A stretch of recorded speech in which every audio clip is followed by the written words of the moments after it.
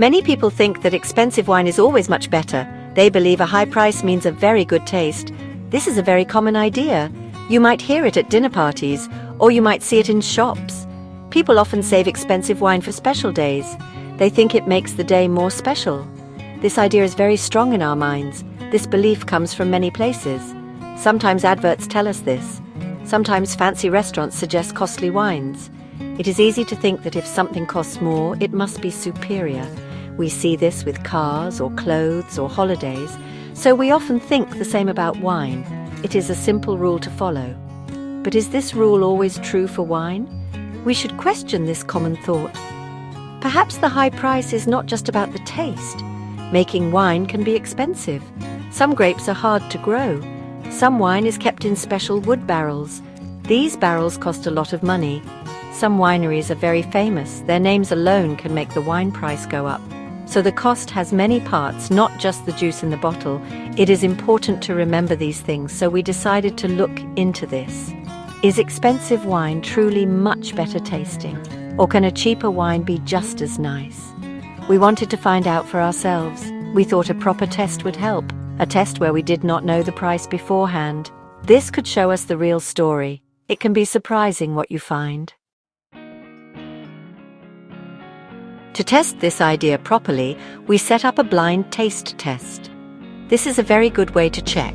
In a blind test, you do not see the bottle. You do not know the wine's name or its price. This means your ideas about price cannot change your taste. You only judge the wine by how it smells and tastes. It makes the tasting fair for all the wines. We chose several different wines for our experiment. We picked some wines that were quite cheap. These wines cost less than £10 a bottle. Then we picked some wines that were much more expensive. These cost over £50 a bottle. We had red wines and white wines. This gave us a good range to compare. We wanted to see the difference clearly. We were all very curious to start. Before anyone tasted, we covered all the bottles. We used paper bags to hide the labels. Each wine was given a number. So when we tasted wine number 1, no one knew if it was cheap or dear. This is very important for a fair test. It stops your brain from playing tricks. Your brain might tell you the expensive one is better, even if it is not. This way, only your tongue and nose can decide. Everyone involved got a tasting sheet.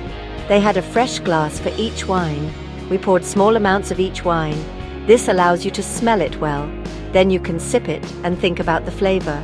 People were asked to write notes. They wrote about what they smelled. They wrote about what they tasted. They also guessed if it was cheap or expensive. First, we tasted the cheap white wine. It was light in color. It smelled quite fresh.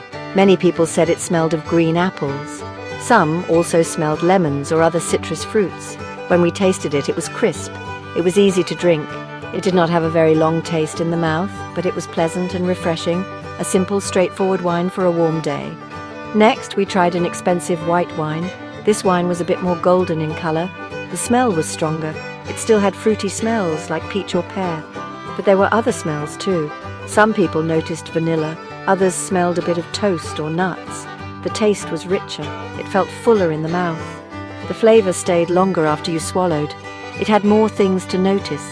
Then it was time for the red wines. The cheap red wine was a bright ruby color. It smelled of red fruits. Think of cherries or raspberries. Some people said it was a little bit like jam. The taste was quite soft. It did not have strong, rough tannins. Tannins are what can make your mouth feel dry. It was an easy, fruity red wine, good for drinking on its own. The expensive red wine was a deeper, darker color. It looked more intense in the glass. The smell was much bigger. It had dark fruits like black currants or plums. There were also other smells. Some found spice like pepper. Some found a hint of chocolate or leather. When we tasted it, it was full-bodied. The flavors were complex and lasted a long time. It was a wine to think about.